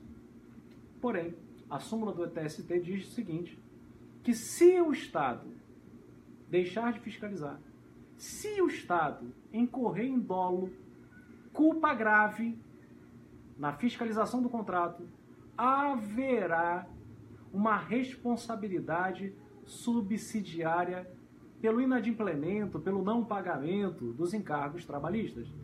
Professor, então quer dizer que quando a empresa contratada pelo Estado não paga o encargo trabalhista, isso por si só automaticamente vai gerar responsabilidade subsidiária? É isso? Não é isso. Haverá uma responsabilidade subsidiária se, e somente se, for comprovada de forma inequívoca um erro imputado ao Estado. Deixou de fiscalizar, deixou de cobrar as guias de pagamento. Perfeito? Então guarda isso porque vai cair na sua prova. A FGV cobrou essa questão pelo menos umas 3 vezes. 3 vezes do verbo vai cobrar, a quarta vai cobrar a quinta e que seja na nossa prova. Vamos lá ao tópico 11, pregão e registro de preços. Eu separei aqui 2 itens, né? Vedações no pregão, a equipe de apoio, que é muito importante, e as modalidades no sistema, para montar um sistema de registro de preço e a participação no sistema de registro de preço do Estado no registro de preço montado pela União. Vamos lá. No pregão, que é uma nova modalidade licitatória extravagante à Lei 8666, utilizado para aquisição de bens e serviços comuns, sejam de tecnologia da informação, sejam serviços de engenharia, sendo padronizado, usa o pregão, critério menor preço, né? O que eles chamam de leilão reverso, leilão às avessas, porque o critério é menor preço e se adquire serviços ou bens comuns, sejam de engenharia, sejam de tecnologia da informação, basta serem padronizados. Essa modalidade licitatória importantíssima é conduzida pelo pregoeiro, uma única mulher, um único homem, uma mulher forte, um homem forte, condutor da modalidade pregão. E o pregoeiro fica sozinho nessa história? Não. Há uma equipe administrativa, né? Não é finalística, né? É uma equipe de apoio, né? Para ajudar a numerar, para ajudar, de repente, a receber os recursos, a encaminhar os recursos, a ajudar na análise dos recursos. Então, essa equipe de apoio ela é formada preferencialmente por servidores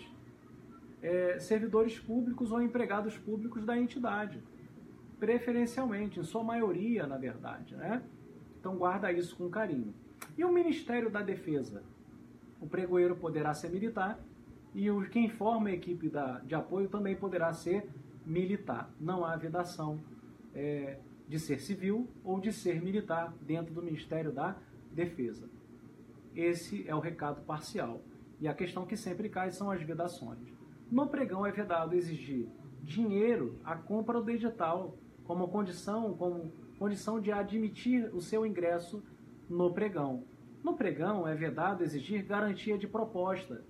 Você não pode exigir garantia de proposta porque você vai inibir que haja mais participação, mais competitividade, possibilitando um arranjo para selecionar a proposta mais vantajosa.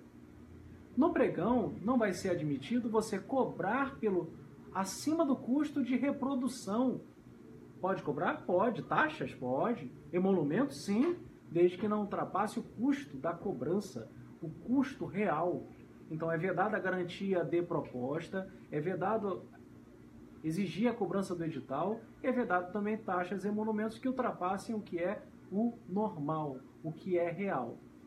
Cuidado para não ser traído pela exigência de garantia contratual. Essa é permitida. Sistema de registro de preços não é uma modalidade licitatória, ao contrário, é um banco de preços de bens ou serviços a serem fornecidos parceladamente ao Estado, à União, ao Distrito Federal, ao município, a quem aderir à ata. É formada uma ata de registro de preços, de valores de bens ou de serviços, podendo utilizar critérios de julgamento menor preço ou mesmo técnica e preço ou técnica. Não há nenhum obstáculo nesse sentido. Mas para formar essa ata, você tem que licitar, tem que fazer licitação. E licitação é um procedimento. Qual? Tomada de preços? Convite? Não. A Lei 8666 exige a concorrência. E o decreto federal e os decretos estaduais, municipais, já começam a prever também a possibilidade do uso do pregão. Então, para a formação da ata de registro de preço, você pode fazer o pregão ou a concorrência. Lembrando que o pregão ele não pode ter como tipo de licitação a técnica ou técnica e preço. É sempre menor preço. Perfeito? Bom, e aí vem a União e monta um sistema de registro de preços. O Estado olha, de Rondônia, pô, que interessante, né?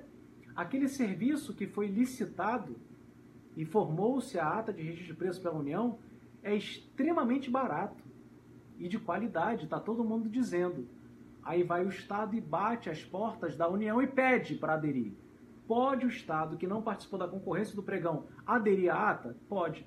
O decreto permite, a jurisprudência permite, e o próprio Estado assim se permite aderir às atas de registro de preço da União. E a União pode no Estado? Não, não pode. Perfeito? O maior não pode no menor, mas o menor pode no maior. Vamos ao tópico 12, serviços públicos. E PPP, né, que é sempre um tema muito querido da FGV. Questão 39, eu fiz uma diferença entre promover e declarar a desapropriação. Lembrar que o ato de declarar a desapropriação é um ato de império. Você retira a propriedade do particular. Isso uma concessionária não pode fazer. Agora, o passo seguinte é indenizar. Indenizar é promover. Isso a concessionária pode fazer. Lembrar, então, que o ato de promover a desapropriação, que são as tratativas administrativas tendentes a indenizar a propriedade retirada, isso pode ser encargo da concessionária, uma vez previsto no contrato. Diferença entre concessão e permissão. São questões clássicas. Lembrar que a concessão não pode ser feita com pessoa física e a permissão não pode ser feita com consórcio.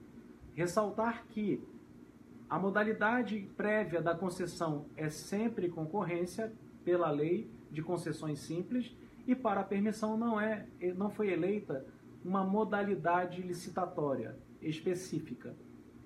No que diz respeito à concessão, ela é permanente, o vínculo é permanente, e a permissão é um contrato administrativo de adesão precário, revogável.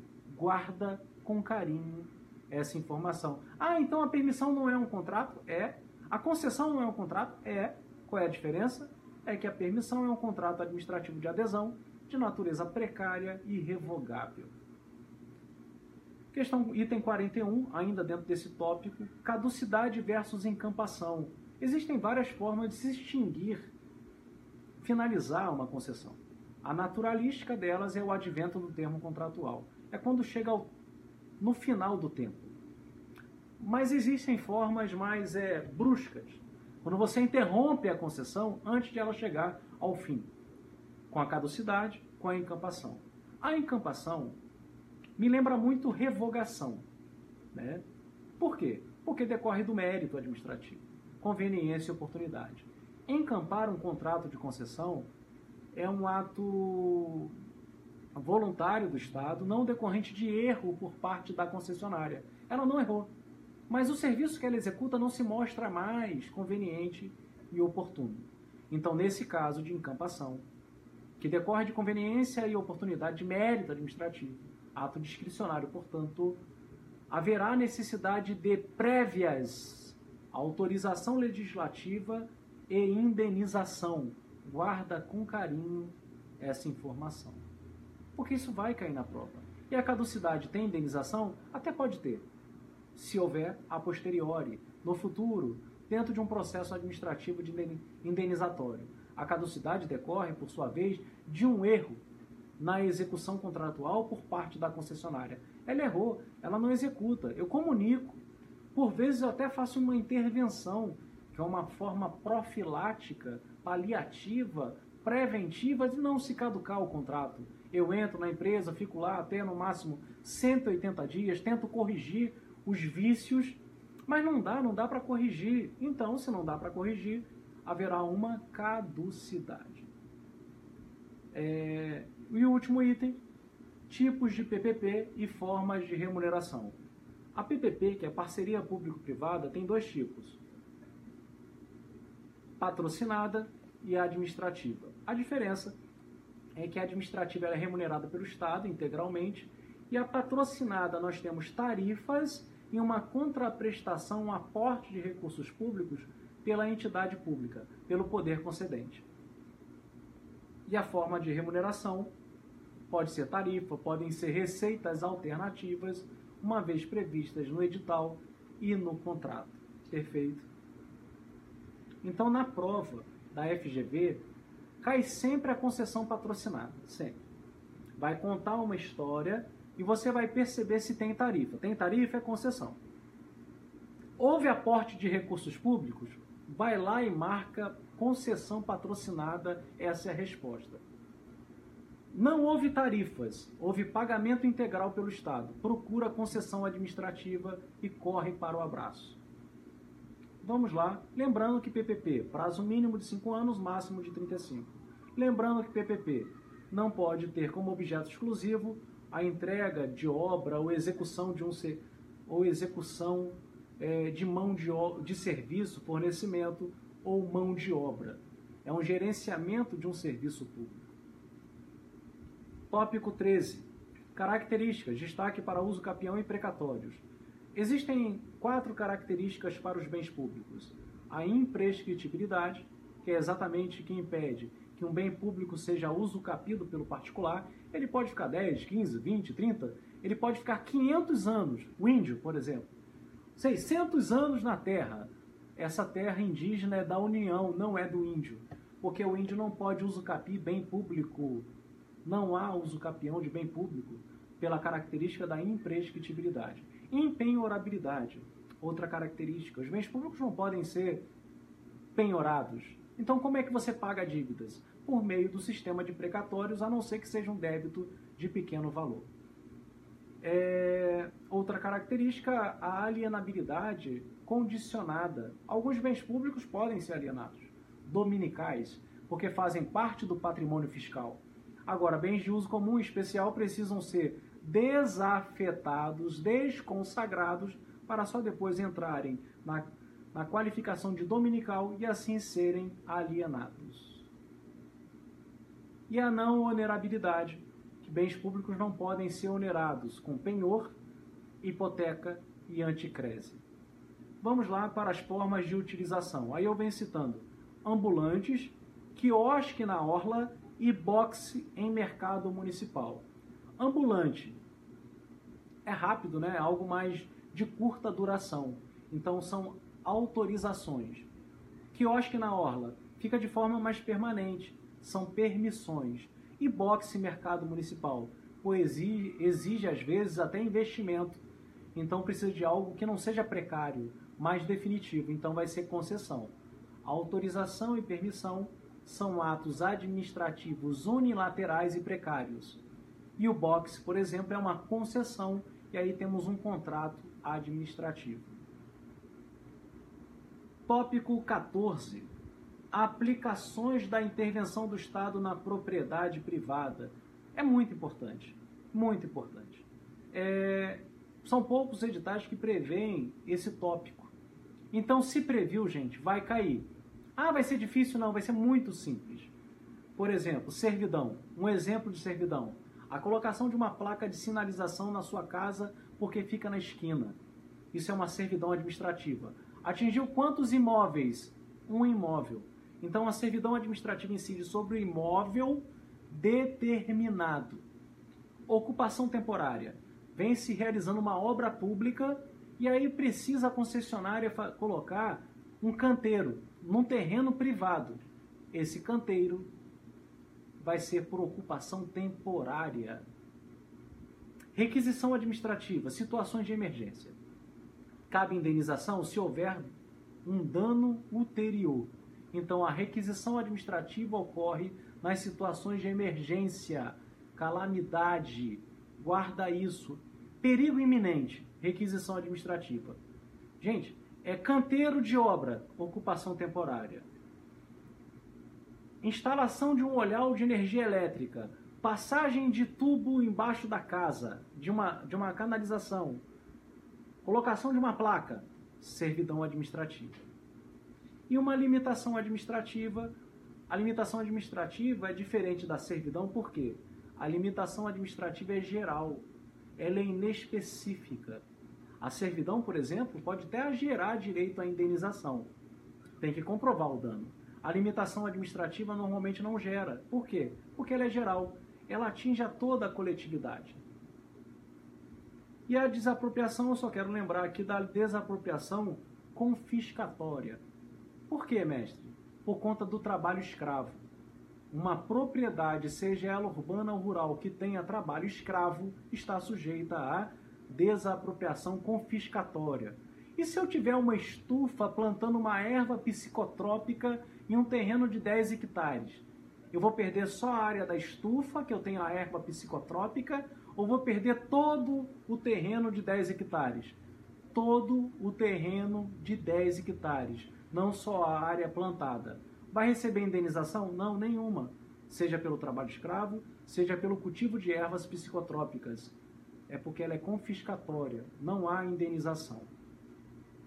Tópico 15. Ação de responsabilidade polo passivo. Lembrar que a ação deve ser ajuizada contra o Estado e é o Estado que tem o direito de uma ação de regresso contra o agente público. Morte do detento, nova orientação do STF. O STF fixou a orientação que a morte do detento não necessariamente vai gerar responsabilidade civil do Estado. Objetiva, né? Aquela que independe da comprovação de dolo e de culpa, aquela encontrada no parágrafo 6º do artigo 37, que traz-nos a teoria do risco administrativo, não necessariamente, porque tem que ter uma previsibilidade do evento danoso. A necessidade da previsibilidade do evento danoso. Responsabilidade das prestadoras. Lembrar que a responsabilidade objetiva de uma concessionária ela não é algo específico em relação a seus usuários, também alcança terceiros. Caso fortuito interno e externo, excludente de responsabilidade. Mas sabemos que o caso fortuito é uma excludente, não necessariamente. Você vai ter que avaliar na prova se é uma omissão específica ou genérica.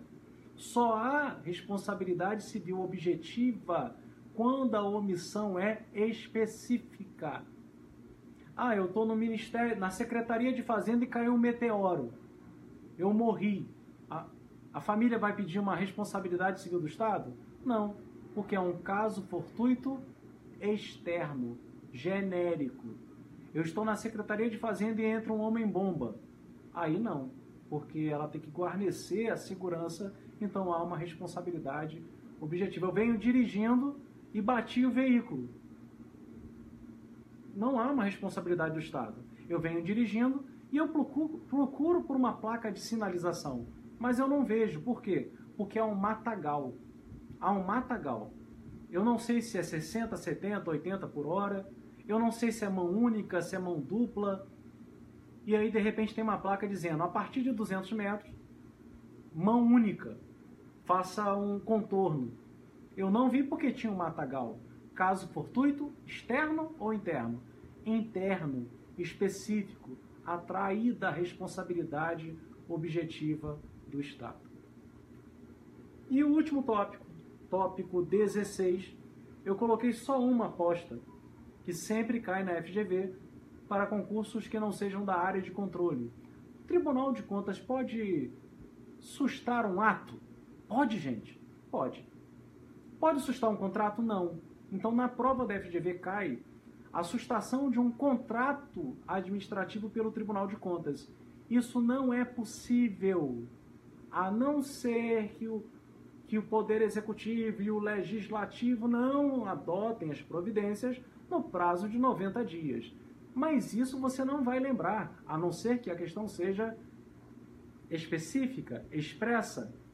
Então, se cair um contrato, a história de um contrato, a resposta vai ser: não tem competência para sustar. Ponto. Ah, pode determinar a anulação do contrato? Pode. O STF entende que pode determinar a anulação. Você não pode sustar o contrato. Pode excepcionalmente sustar? Pode. Ultrapassado o prazo de 90 dias, abre-se a possibilidade de o Tribunal de Contas do Estado, da União, do município, se houver, né, no município, assim proceder. Chegamos ao tópico 50, uma baita de uma revisão de direito administrativo. Agradeço aí ao convite, né, do exponencial para participar dessa reta final. O concurso se aproxima, a responsabilidade agora é de vocês. Nós, professores, fizemos o que foi possível fazer. O que foi possível. Todas as ferramentas nós demos a vocês. Vocês têm acesso a excelentes sites de questões, vocês têm acesso a excelentes sites de PDF, né? O próprio exponencial conta com PDFs que são maravilhosos, assim como outros cursos também tem PDFs maravilhosos. Conta com um sistema de questões que está ali, vai ser incrementado, vai aumentar sua base. Essa é a expectativa de Lucas, essa é a expectativa de Leonardo. Esperamos que isso seja feito ao longo do tempo, né? Que possamos contar com essa nova ferramenta dentro do curso, né? E havendo outros cursos também com essa qualidade. Gostaria de agradecer mesmo o carinho de todos, Delta Mike sempre presente, muito bom, vou pegar o voo, partiu Rondônia. Desejo a você, Delta, na verdade desejo a todos vocês uma prova maravilhosa. Sabe, Delta, quando você chega, termina a transmissão e fala assim: caramba, missão cumprida. Ufa, vocês vão lembrar do professor Lucas, do professor Leonardo, do professor Adriel, professor Vitor Menezes, lá de raciocínio lógico, do professor Jean Claude, de constitucional, professor Luiz Silveira, mestre Edicler, mestre Silvio, e espero que também lembrem de mim positivamente. De chegar na prova e falar: porra, cara, que bacana, valeu a pena gastar aquela 1h30, 2 horas ali, foi válida aquela live, né? Vou assistir no ônibus, no avião, na véspera da prova. Eu tenho certeza absoluta que terei contribuído sim, e agradeço mais uma vez ao Exponencial por essa oportunidade. Agradeço lá ao mestre Silvio Sandi ontem pela oportunidade. É muito bom colaborar com vocês. E temos agora, e aí eu vou exigir, vou pedir ao Leonardo, vou apertar ele agora, exigindo que a promessa que ele fez a nós seja cumprida, que esse simulado seja veiculado para o lado de fora do exponencial e que eu possa, uma vez por semana, dentro das matérias que eu tenho uma certa familiaridade, e outros professores. Vou convidar outros professores, vou desafiar. Mestre Degrazia, mestre Rafael Vilches, venha para cá, faça um simulado com a gente, ajuda lá o pessoal. Gente, gratuito. Isso é muito bacana. 0800, concursando, bota a mão no bolso e encontra o quê? Escorpião. Escorpião. Fazer um simulado de qualidade, com transmissão, correção e gratuito, fala sério, isso é bom demais. Por quê? Porque empolga. Então, se a gente tiver um professor de contabilidade que faça isso, um professor de constitucional que faça isso, um professor de tributário que faça isso, um de administrativo que você já tem, um de administração que faça isso gratuitamente, uma vezinha ainda que de 15 em 15 dias, pô, que bacana, porque motiva. Com ranking, ranking eu fico competitivo, ainda que eu não coloque meu nome, Luciene, Lisboa, ainda que eu não coloque meu nome, Delta, Mike, Thales, eu não preciso colocar o meu nome, né? Eu fico anônimo, mas eu sei a minha posição.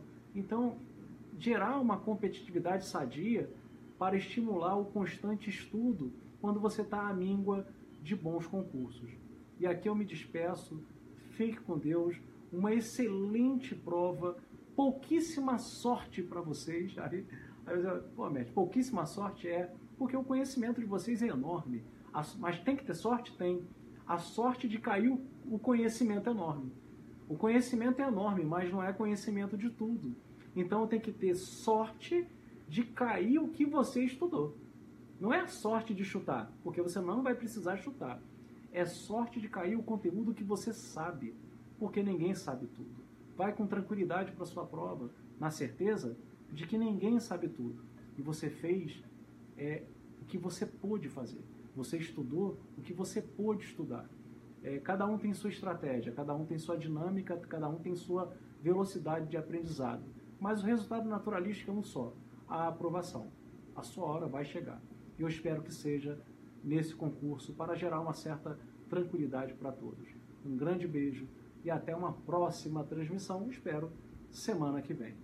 Valeu, pessoal. Obrigado por tudo.